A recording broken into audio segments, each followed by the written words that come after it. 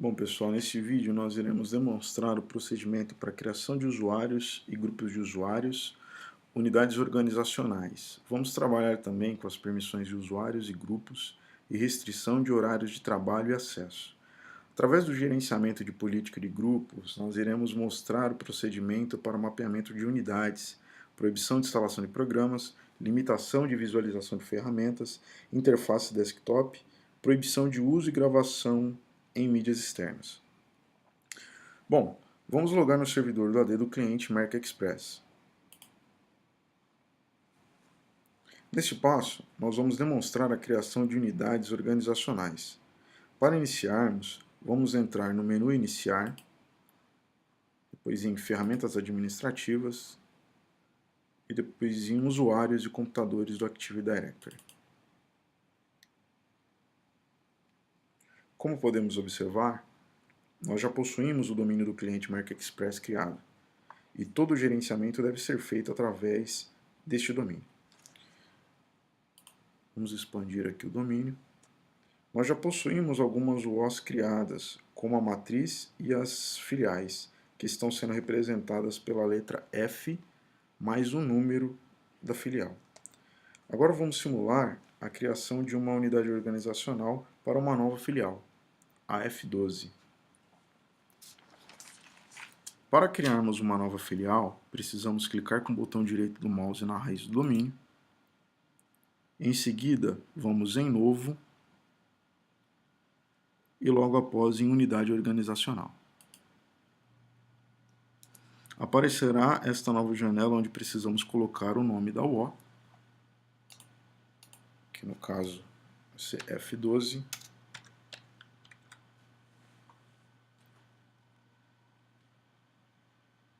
Vamos dar um OK. E a unidade organizacional já está criada. Agora, vamos criar alguns usuários e grupos dentro dessa UO. Para criarmos um usuário, devemos clicar com o botão direito do mouse dentro da unidade organizacional. Vamos em Novo, depois Usuário.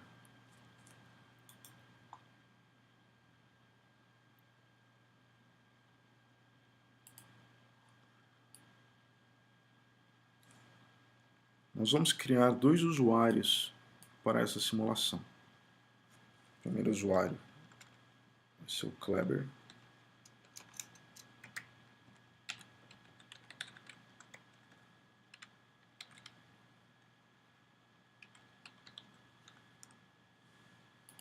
O nome do logon, nós vamos utilizar a primeira letra do nome, mais o sobrenome do colaborador.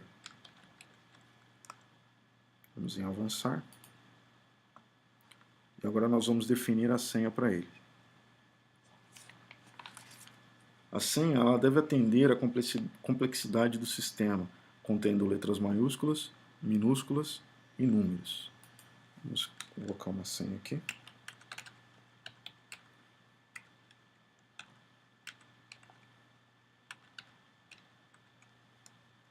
Nós vamos deixar essa opção, o usuário deve alterar a senha no próximo logon, para forçar para que no primeiro logon do usuário ele troque a senha que nós configuramos por uma senha pessoal. Vamos em Avançar, Concluir. Vamos criar mais um usuário.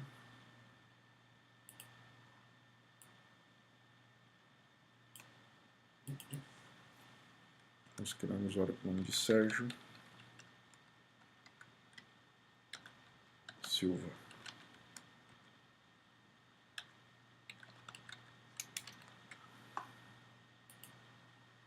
Vamos configurar a senha.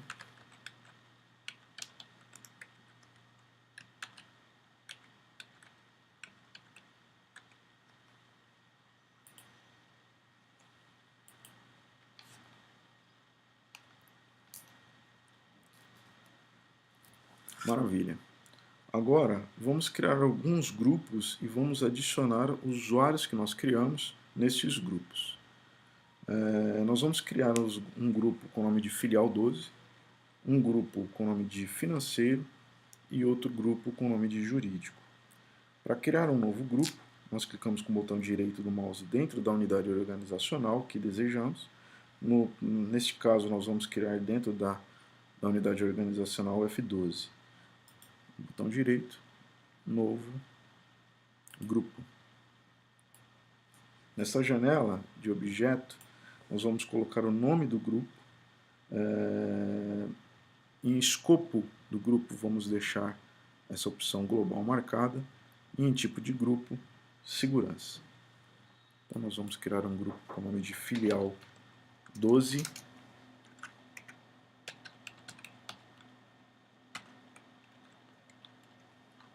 E o próximo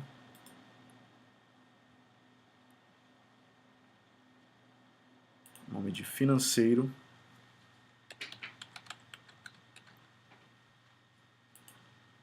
E o próximo jurídico.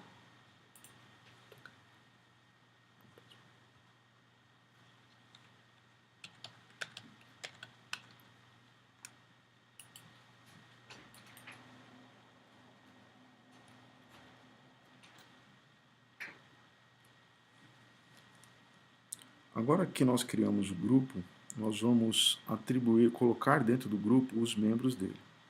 Na filial 12, nós vamos deixar tanto o usuário Kleber como o usuário Sérgio dentro do grupo filial 12. Então nós clicamos duas vezes dentro da filial 12, vamos em membros, adicionar, e colocamos o nome do usuário que desejamos adicionar nesse grupo. Vamos em verificar, ele já localizou, damos um OK, vamos repetir o procedimento para adicionar o usuário Sérgio. OK. Uma vez que já adicionamos todos os membros que desejamos dentro do grupo, vamos em aplicar, OK. Para os grupos financeiro e jurídico, nós vamos atribuir apenas um usuário para ver uma diferenciação. Então, dentro do grupo financeiro, nós vamos adicionar o colaborador Kleber.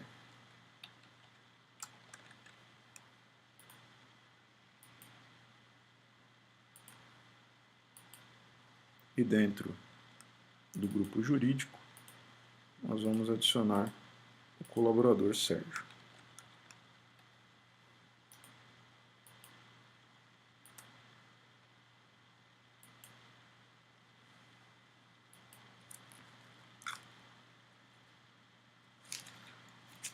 Agora que criamos os usuários e os grupos e definimos quais usuários estão em cada grupo, vamos logar em uma máquina cliente com os usuários para criarmos os perfis de usuários nas máquinas, ok?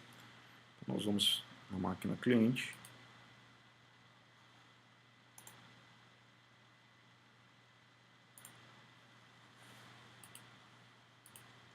vamos entrar com o usuário Kleber Santos e a senha padrão que nós configuramos.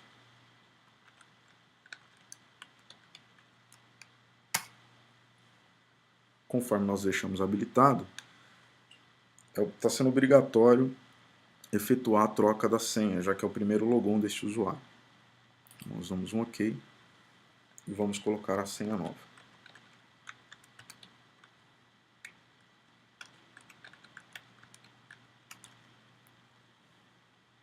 Teremos a senha, OK. Agora está sendo criado o perfil nessa máquina cliente do usuário Kleber Santos.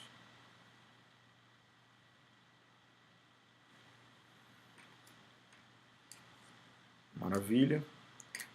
Foi criado aqui o perfil do usuário. Agora vamos fazer um logoff e entrar com o usuário Sérgio Silva.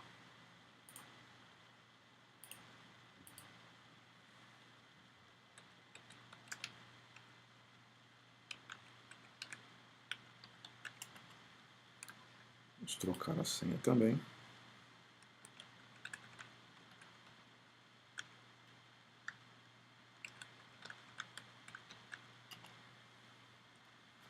Alterada a senha com sucesso. Também criando o perfil do usuário.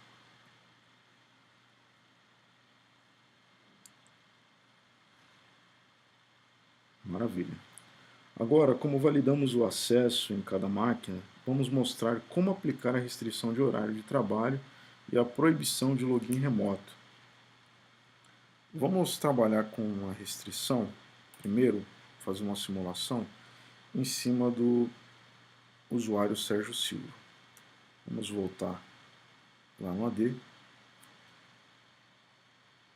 Vamos clicar 2 vezes na conta de usuário do colaborador. Vamos clicar na aba Conta, em seguida no botão Horário de Logon. Note que não existe nenhuma restrição de horário configurada no perfil desse usuário.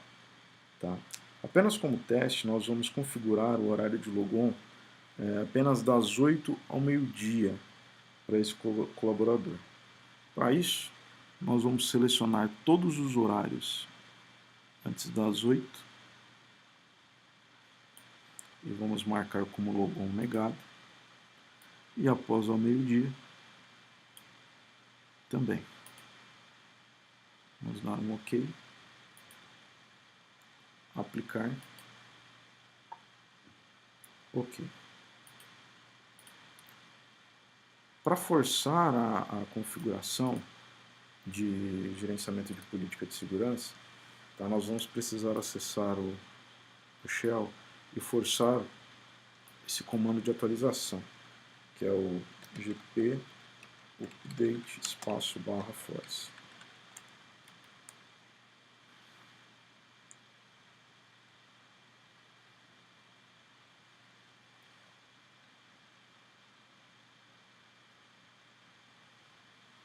Ok, ele atualizou na diretiva de segurança. Vamos confirmar aqui. Ok. Agora nós vamos precisar dar o mesmo comando na máquina do colaborador. Só que esse nós vamos dar diretamente aqui no executar.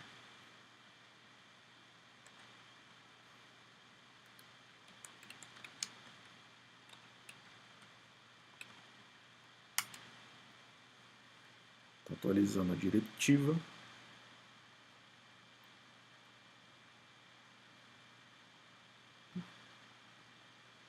A atualização foi concluída com êxito. Vamos reiniciar a máquina do colaborador e tentar logar novamente para ver o que acontece.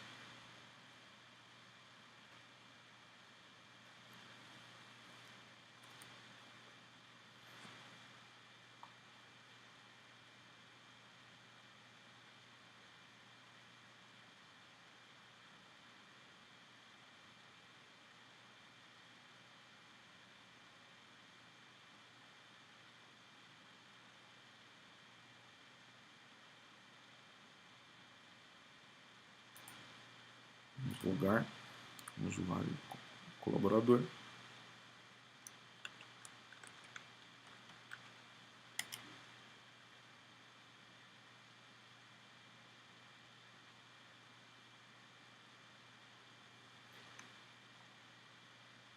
Vamos forçar novamente o comando de gp update.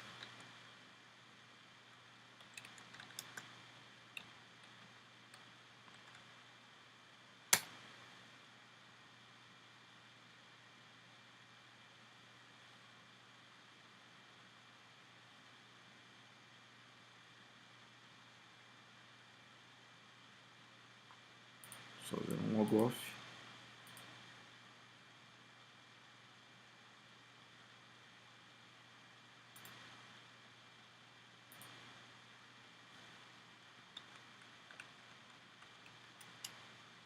Aí, agora sim. Sua conta tem restrição de tempo que o impede de fazer o logon no momento. Tente novamente mais tarde. Ok. Conforme a restrição que fizemos, o usuário não consegue fazer o logon neste horário. Agora nós vamos reverter essa configuração para darmos prosseguimento nos demais testes, ok? Então vamos voltar lá no servidor, entrar no perfil do usuário. Vamos novamente liberar o acesso para ele a todos os horários, para a gente conseguir validar os próximos testes. Vamos forçar novamente.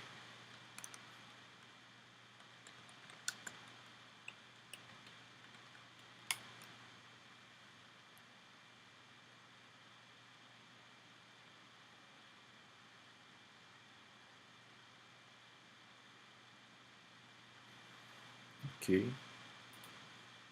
Agora vamos tentar logar novamente na máquina do colaborador.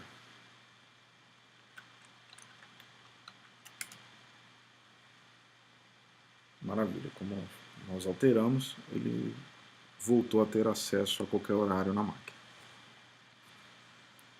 Para proibirmos o login remoto, nós precisamos entrar novamente nas propriedades da conta do usuário. Nós vamos voltar no Active Directory, vamos clicar 2 vezes na conta do usuário, vamos clicar na aba perfil do serviço da área de trabalho remoto e vamos negar a permissão de fazer o logon no servidor de host da seção da área de trabalho remoto. Vamos aplicar OK. Agora, nós vamos dar permissão a diretórios e pastas para os usuários e fazer o mapeamento através do gerenciamento de políticas de grupo. Como podemos observar, dentro do servidor, nós já possuímos uma estrutura de diretório criada. Nós vamos agora dar permissão aos diretórios. Nós vamos permissionar os diretórios financeiro, jurídico e público.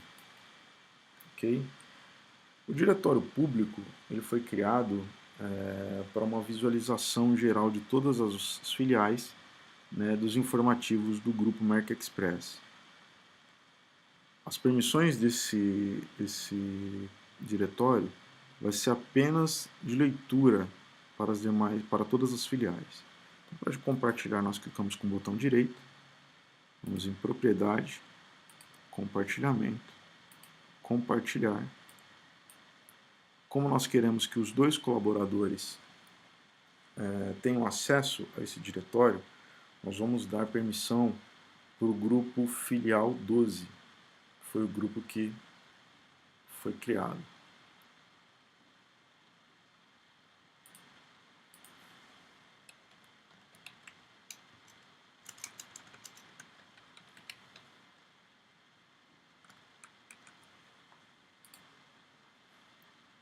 Vamos dar permissão apenas de leitura.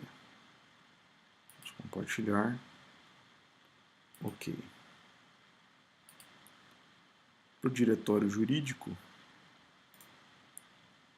nós vamos dar permissão apenas para o grupo jurídico.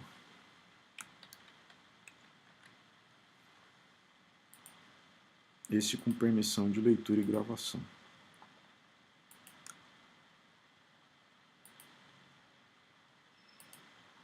E para o diretório financeiro, nós vamos compartilhar e dar permissão apenas para o grupo financeiro.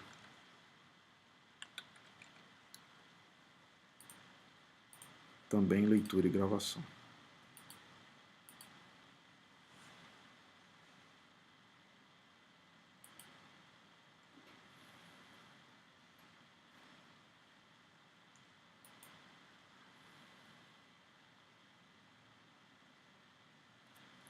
Agora que demos as devidas permissões, nós vamos criar uma GPO para que esses diretórios subam automaticamente como mapeamento nas estações de trabalho dos usuários, que tenham as devidas permissões de acesso em cada diretório. Para isso, nós vamos precisar abrir o gerenciamento de política de grupo. Então, nós vamos ali no menu Iniciar, Ferramentas Administrativas, e vamos aqui em Gerenciamento de política de grupo.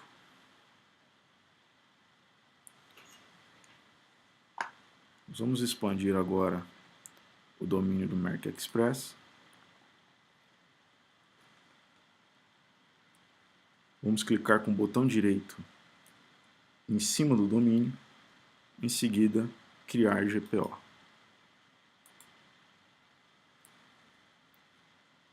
Agora nós vamos dar um nome para a GPO. Como é uma GPO para mapeamento de unidade, nós vamos criar com o nome de mapeamento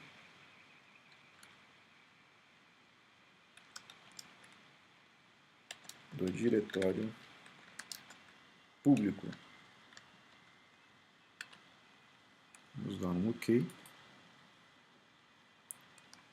Ok, a GPO está criada, agora nós vamos editar ela. Vamos clicar com o botão direito em cima dela, editar. Aí nós vamos vir em configurações do usuário, preferências, configurações do Windows e em mapas de unidade. Em mapas de unidade nós vamos clicar com o botão direito, vamos em novo e em unidade mapeada. Aqui nessa nova janela nós vamos colocar o caminho do diretório. Então nós vamos aqui em ação. Essa ação vai ser uma ação para criar, né, essa nova unidade. Nós vamos digitar aqui o caminho do servidor, colocando o nome do servidor.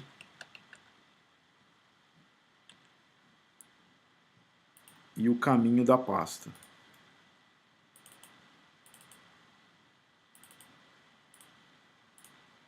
Nós vamos selecionar aqui.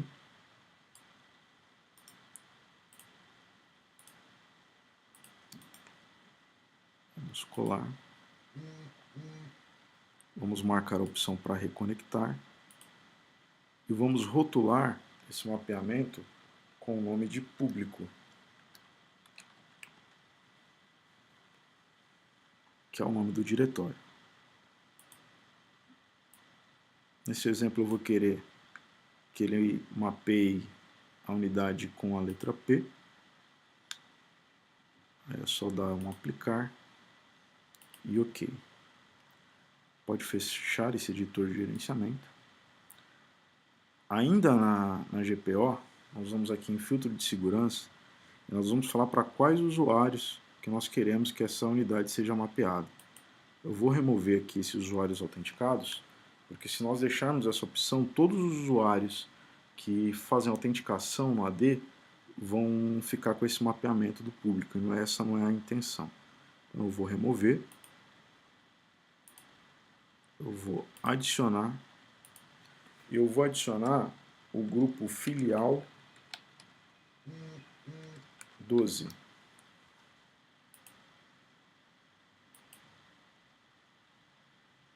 Maravilha?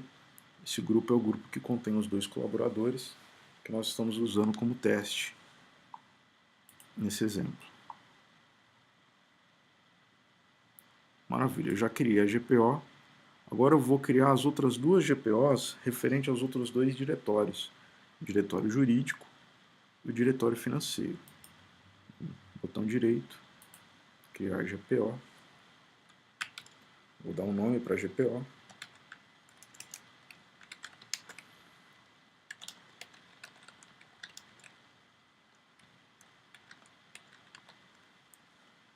Ok.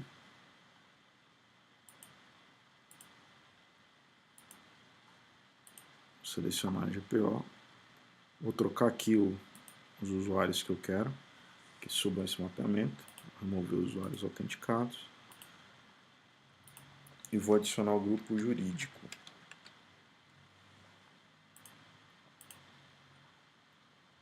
Clico com o botão direito, editar, configurações de usuário, preferências, configurações do Windows, botão direito em mapas de unidades, novo, unidade mapeada.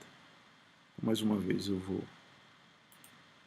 fazer a ação de criar, vou colocar novamente o nome do servidor e o caminho onde está o diretório.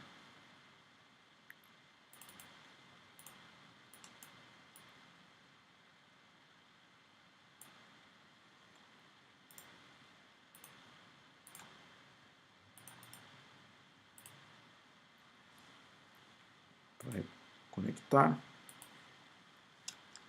Eu vou rotular como jurídico.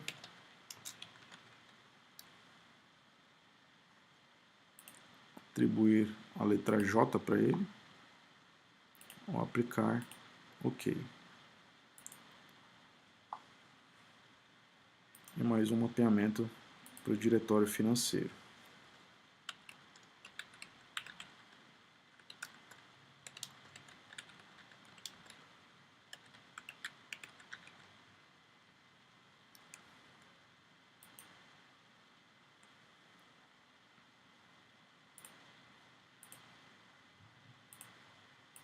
Remover os usuários autenticados. Adicionar o grupo financeiro.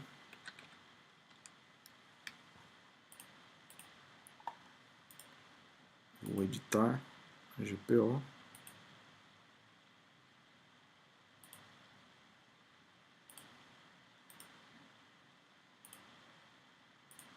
Ação de criar. Vou colocar o nome do servidor. Vou novamente lá onde está o diretório. Copio o nome dele.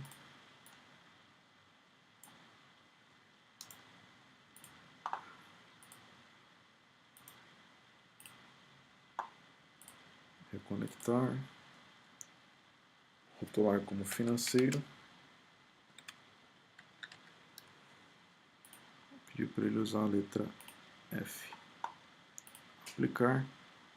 OK. Maravilha. Então nós já fizemos as 3 GPOs para validação aí da subida automaticamente dos mapeamentos no perfil do usuário.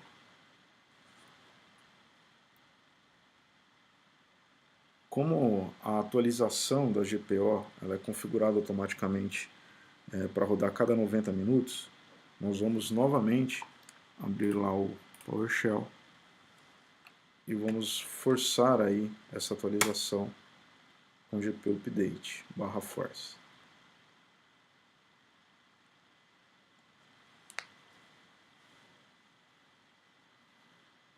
Atualizou no servidor.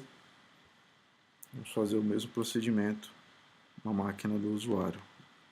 Veja que nós estamos logados com o usuário colaborador Sérgio Silva. Vamos dar o GP Update /force.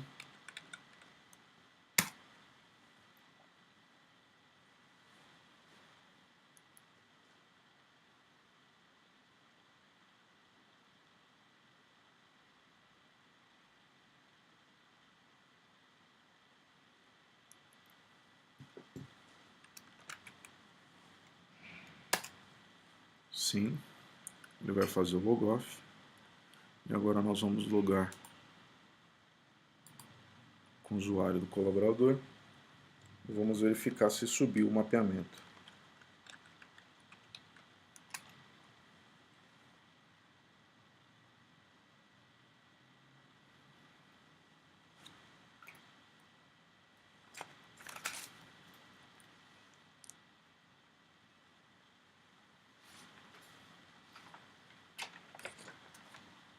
Vamos abrir aqui no computador.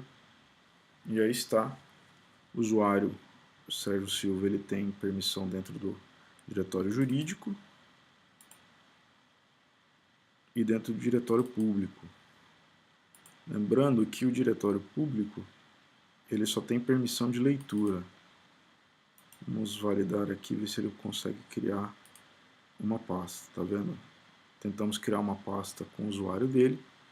Como nós deixamos com a permissão somente de leitura, ele não pode fazer nenhum tipo de alteração dentro desse diretório.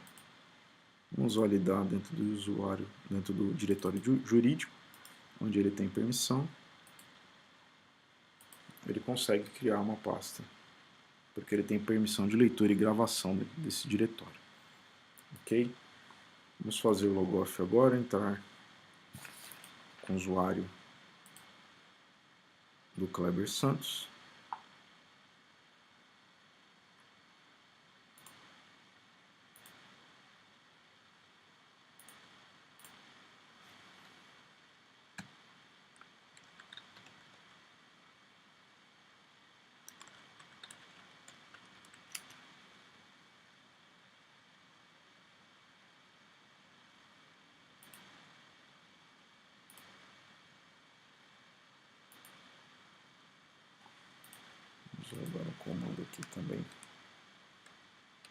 perfil dele.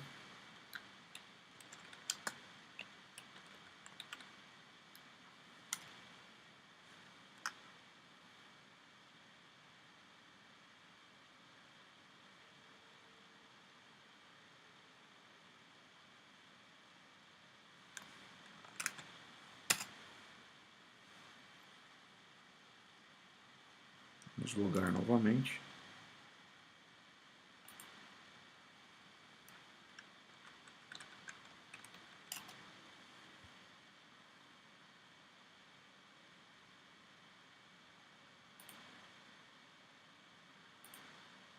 Aí está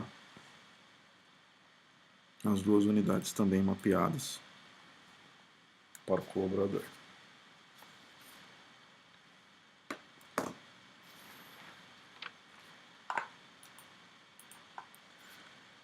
Agora, nós vamos ativar algumas GPOs para proibição de instalação de programas, a limitação da visualização de ferramentas, interface do desktop e também a proibição do uso de gravação de dados e mídias externas. Antes de nós criarmos essas GPOs, nós vamos, só para poder visualizar, se nós formos aqui no meu computador, dentro do perfil de usuário do Kleber Santos, tem uma unidade de DVD, e essa unidade está com uma mídia dentro. Nós pedimos para abrir uma nova janela, nós temos acesso a essa mídia, porque não existe nenhuma restrição configurada impedindo que ele o faça acesso. Agora nós vamos configurar essas restrições. Nós vamos voltar aqui no servidor de AD, novamente aqui em gerenciamento de política de grupo, e vamos já configurar a GPO para proibindo a instalação de programas. Então nós vamos aqui clicar com o botão direito no domínio, criar GPO, vamos dar um nome para ela.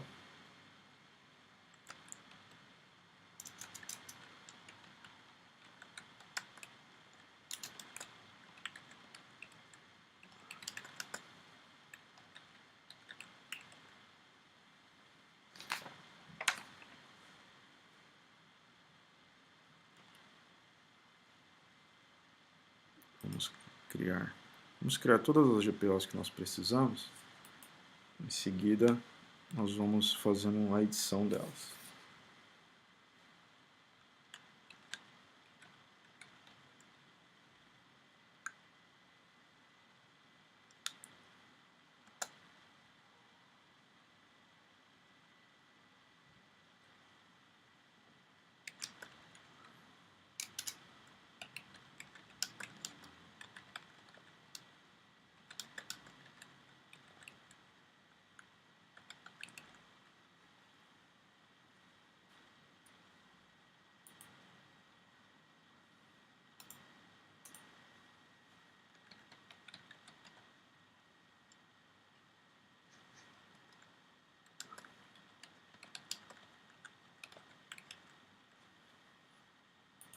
Maravilha. Nós criamos as GPOs, agora nós vamos fazer a edição delas. Quando nós criamos as GPOs, é muito importante nós checarmos sempre esse filtro de segurança, tá? E validar para quais usuários nós vamos aplicar, usuários e grupos que nós vamos aplicar essa GPO. Tá? Uma vez aplicado para usuários autenticados, essa GPO ela vai valer para todos os usuários, inclusive o usuário administrador. Tá? Então nós vamos remover essa opção e vamos adicionar o grupo da filial 12.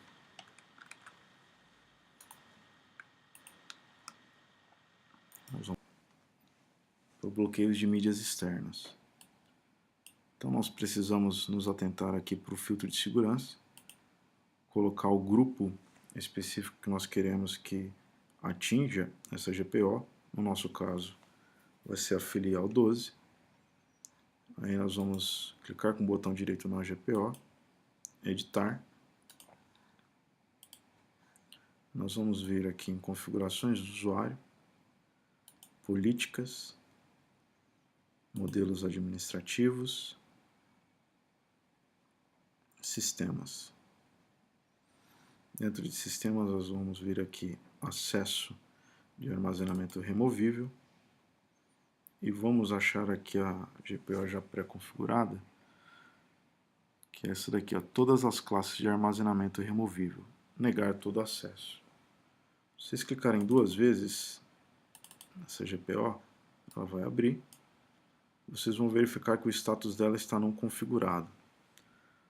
Para validar essa GPO, nós vamos habilitar ela, vamos aplicar, vamos dar um OK. Maravilha. Agora nós vamos editar a GPO que vai bloquear o acesso ao painel de controle.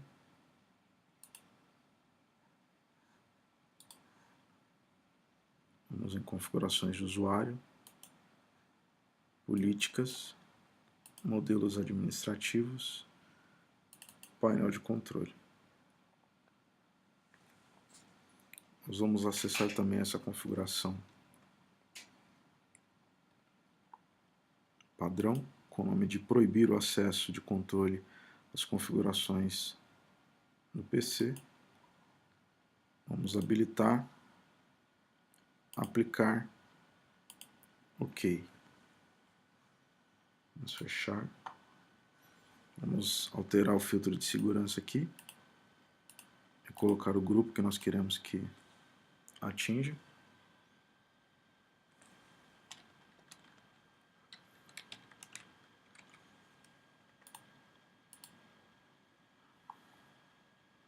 OK.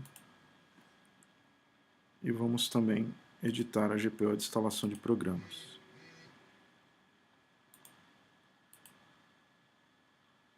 Editar,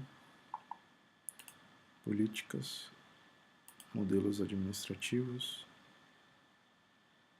painel de controle, adicionar, remover programas. Nós vamos remover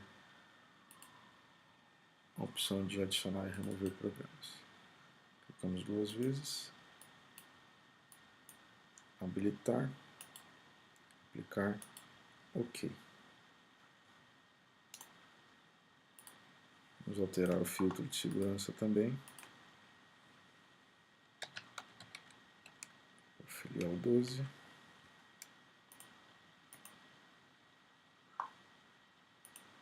E uma vez que nós temos já todas as GPOs editadas, nós vamos lá no PowerShell novamente. Temos um GP Update /force para forçar a atualização das políticas.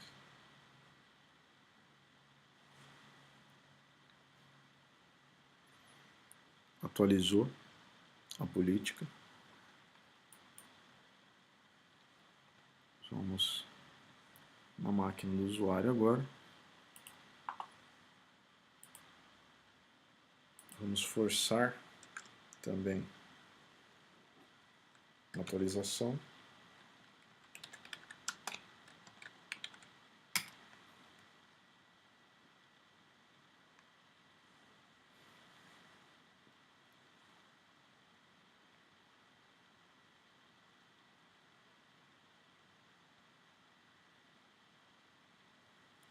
Ele atualizou, perguntando se quer fazer o logoff.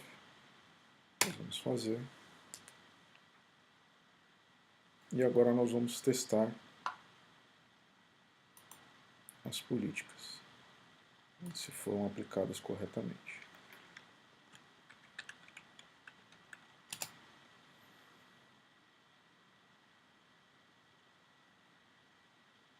OK. A primeira GPO que nós aplicamos foi a proibição de mídias externas. Então vamos acessar aqui o computador e vamos tentar abrir ou reproduzir a unidade de CD e DVD. Vejam que ao clicar na unidade de CD e DVD, fala que o local não está disponível, está dando acesso negado, validando então aquela GPO de bloqueio de mídias externas. Nós bloqueamos também o acesso ao painel de controle. Geralmente ele aparece aqui no menu do usuário. Vamos procurar ele aqui na guia do menu, também não tem. Vamos tentar acessar o painel de controle para executar. Painel de controle. Vamos clicar nele. E essa operação também foi cancelada devido às restrições existentes no computador. Vamos tentar modificar aqui a área de trabalho da interface desktop. Vamos em personalizar. E a operação também foi cancelada porque nós criamos a GPO para restrição aí de alteração de qualquer item na interface do usuário. Ok? Espero que tenha sido proveitoso o vídeo. Muito obrigado. Bom, então, pessoal, dando início então a esse procedimento, né, que está sendo criado para atender as necessidades no mercado Mac Express, o tema que nós vamos abordar aqui nesse procedimento é VLAN. Então eu vou falar um pouco sobre o que é VLAN, vou explicar um pouco sobre conexões trunk, tráfego tagueado, tráfego não tagueado, sobre um protocolo que nos auxilia na criação das VLANs, falar também um pouco sobre como fazer uma conexão trunk, como configurar uma porta em modo acesso. Vou explicar tudo isso para vocês nesse procedimento para atender as necessidades do cliente. Então, um pequeno overview sobre VLAN. Né? O que é VLAN? Virtual Local Area Network. Né? O que a VLAN traz para a gente de benefício? Implementando num cenário, né, fazendo a utilização de VLANs no cenário, nós podemos segmentar a nossa rede. Né? Então, nós temos aqui um domínio de broadcast único, né? Onde se um broadcast for gerado numa ponta, ele vai ser propagado para todas as conexões ativas nos equipamentos. Com a criação da VLAN, nós quebramos esse domínio de broadcast para cada VLAN criada. Então, se um broadcast é gerado em um equipamento, esse broadcast só vai ser propagado nas interfaces que possuem essa VLAN criada. Né? Então, o broadcast vai ficar contido naquela VLAN a qual ele se originou. Tá? Então, com o VLAN nós conseguimos fazer essa segmentação, nós conseguimos separar a rede para que ela seja de forma mais fácil gerenciada, separando o VLAN por departamento, por localidade, fica a critério da organização. E com isso nós garantimos segurança, né? Prevenindo o acesso de uma rede que não devia falar com a outra. Então, aqui nós temos o cenário do cliente, né? O cenário em produção. Vou acessar aqui o switch core da rede do cliente e abrir a CLI dele para vocês darem uma olhada no que nós temos aqui. Então, vou fechar aqui.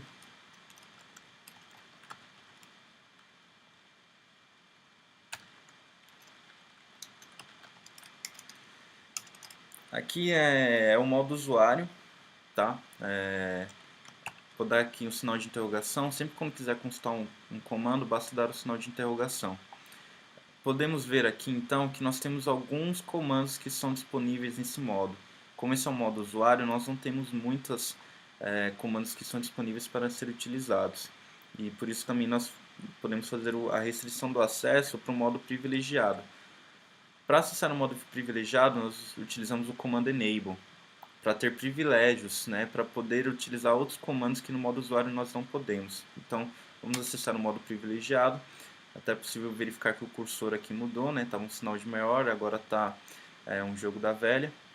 E se eu der uma interrogação aqui novamente, tem muitas mais outras opções que são disponíveis para nós utilizarmos aqui neste modo. Então, uma coisa que eu queria mostrar primeiro para vocês é o comando show.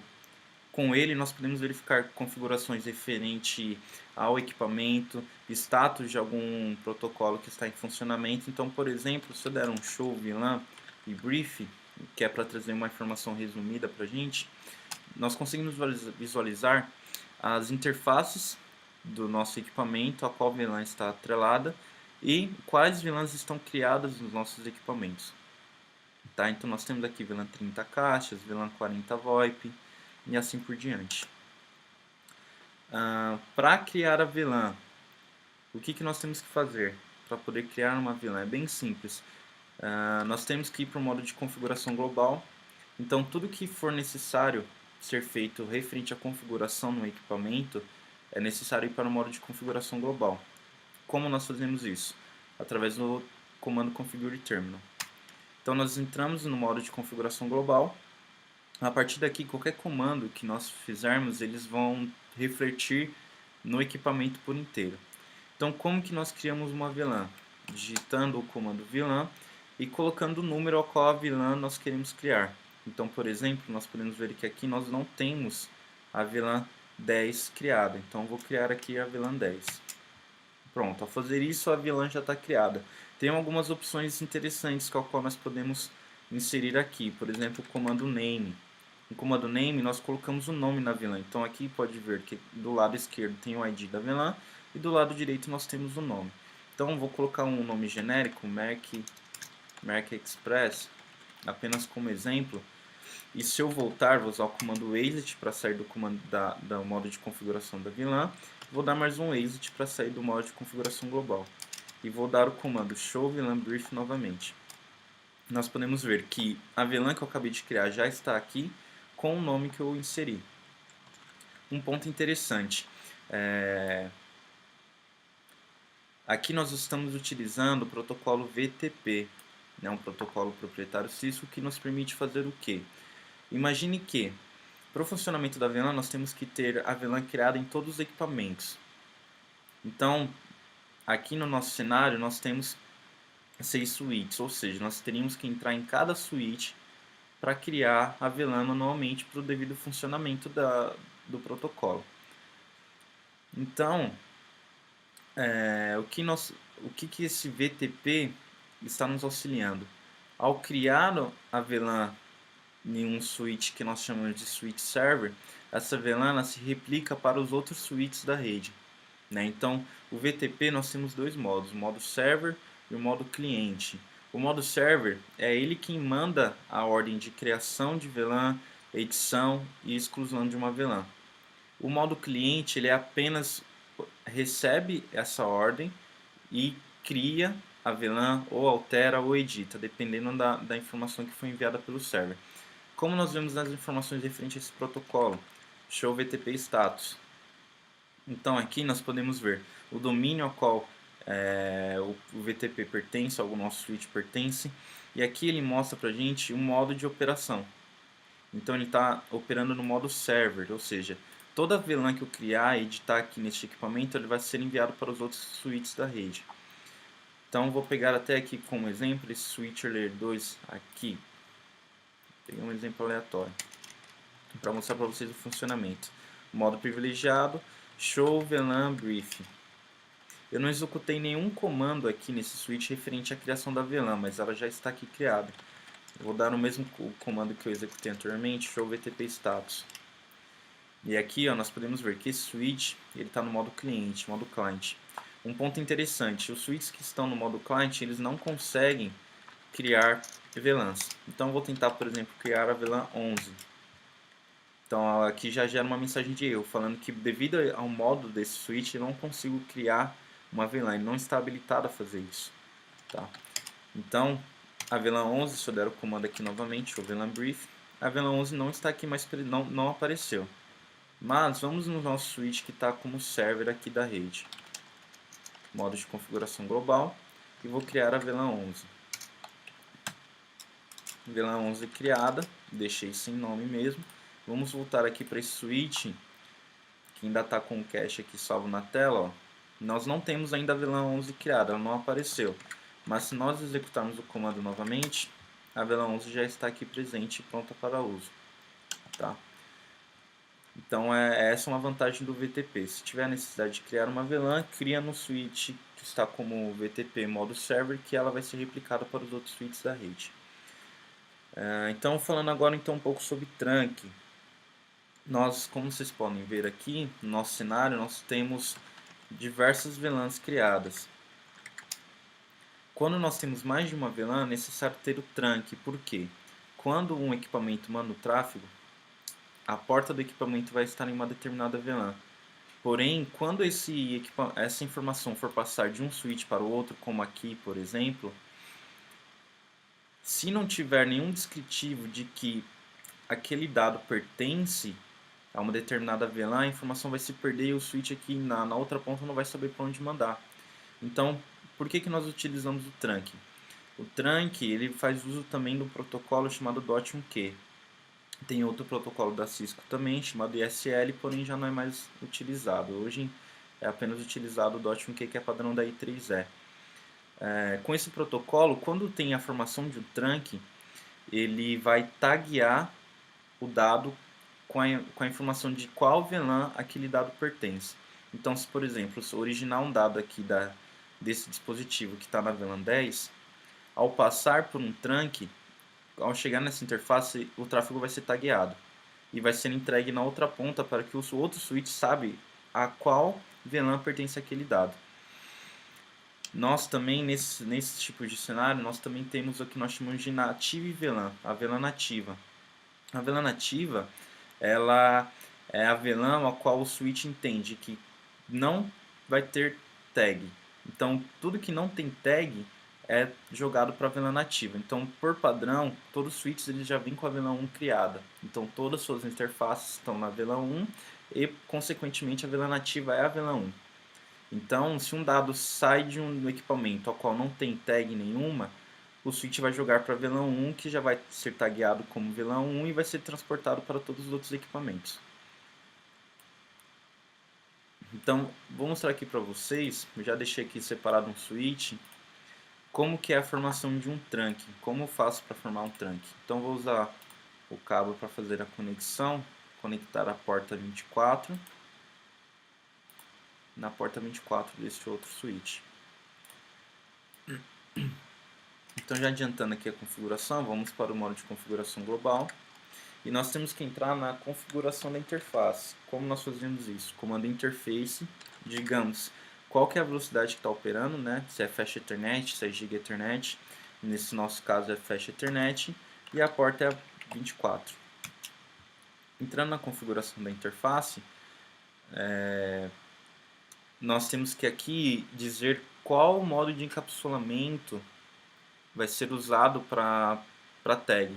Então, se eu tentar apenas aqui primeiro switch port mode trunk, tentar executar esse comando, ele não vai permitir. Eu preciso primeiro dizer qual encapsulamento vai ser usado nessa comunicação trunk. Então, switch port trunk encapsulation .1q.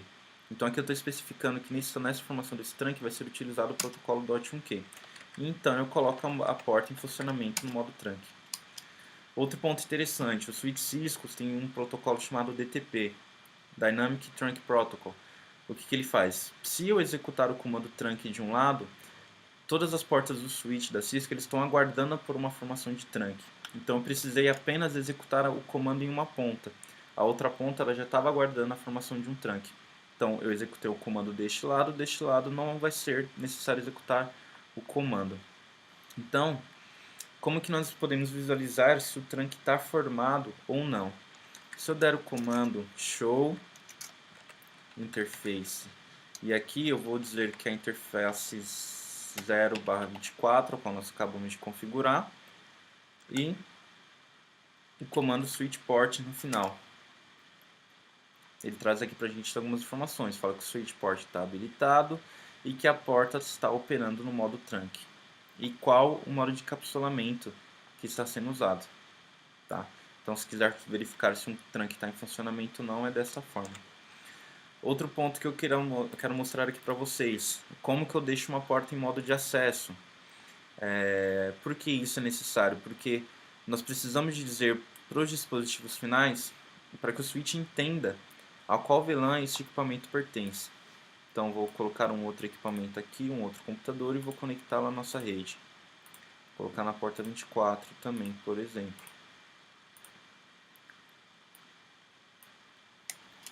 Então, modo privilegiado, modo de configuração global, e vou entrar na interface que eu acabei de conectar, Fast Ethernet 024. Aqui nós precisamos dizer que o modo de operação vai ser de acesso, porque vai ser apenas uma VLAN, e dizer qual VLAN nós vamos utilizar para este equipamento. Então, eu criei a VLAN 10, né? Ela está lá criada. Então, switch port access VLAN 10. Eu estou dizendo que o equipamento que está conectado na porta 24 pertence à VLAN 10. A porta vai ficar um tempo down, mas ela logo vai estar up novamente para uso enquanto o equipamento faz a configuração.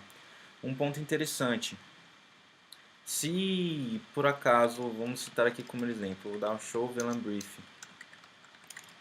nós não temos a VLAN 20 aqui criada, né? O que vai acontecer? Duas coisas, né? Eu vou entrar na interface, digamos que eu queira deixar a interface na VLAN 20, a qual nós não temos. Então, switch port access VLAN 20. Nesse ponto aqui, o switch não vai criar a VLAN, por quê? Porque esse switch está com o VTP no modo client, ou seja, o modo client ele não cria nenhuma VLAN. Se eu der o comando show VLAN brief, a VLAN 20 ainda não apareceu, ou seja, esse equipamento não vai ter comunicação, porque eu atribuí essa interface numa VLAN a qual não existe. Mas tudo isso é devido porque esse switch está no modo cliente, mas se eu vier no switch que está no modo server, entrar no modo de configuração global, entrar na interface, vou usar como exemplo a interface Fast 05, colocá-la em modo de acesso e dizer que nessa interface eu vou querer a VLAN 20, a qual nós não temos no nosso cenário. Executando um comando aqui direto, ele vai dizer que essa VLAN não existe, porém ele cria essa VLAN. Ele criou aqui, a gente pode até olhar nesse switch aqui novamente, executar o comando de novo, a VLAN 20 já está aqui criada, já está atribuída à interface que nós atribuímos anteriormente. Tá bom? Então, acho que era essa a mensagem que eu queria passar para vocês. Acho que já é o suficiente para poder atender as necessidades do cliente. Então é isso, muito obrigado pela atenção.